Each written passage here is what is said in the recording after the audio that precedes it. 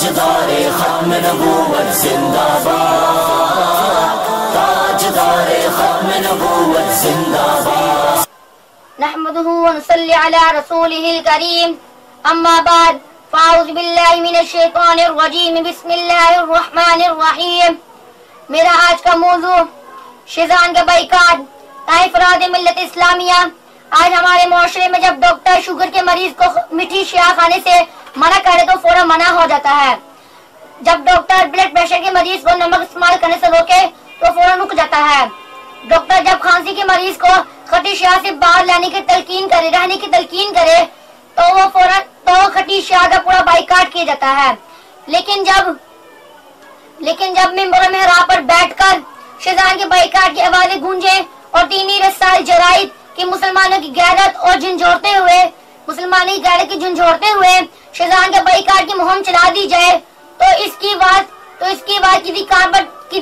کسی کے کان پر جوں تک نہیں رینگتی۔ اپنی جان کی حفاظت کے لیے ڈاکٹر کی ہر بات پر سب کو چھوڑا جا سکتا ہے، لیکن کیا ایمان کی حفاظت کے لیے شیزان نہیں چھوڑا جا سکتا؟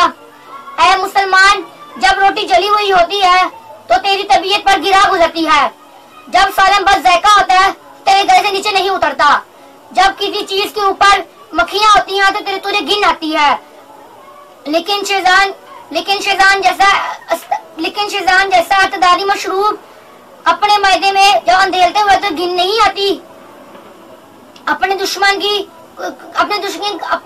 کے گھر سے کوئی بھی چیز آئی ہوئی تو نہیں کھاتا، لیکن حضور صلی اللہ علیہ وسلم کی دشمنوں کی تو مشروب تو گٹا گٹ پی جاتا ہے۔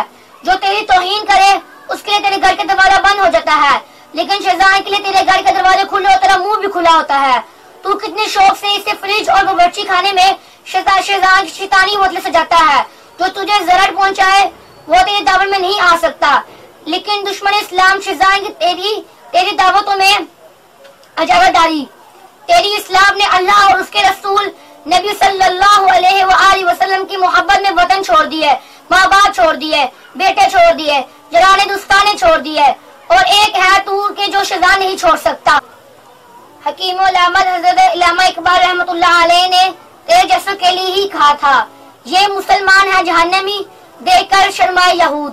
اللہ تعالیٰ میرا بولنا اور آپ کا سننا اپنی بارگاہ میں قبول فرمائے اور ہم سب ختم نبوت کی کام کرنے کی توفیق عطا فرمائے۔ وآخر دعوانا الحمدللہ رب العالمین۔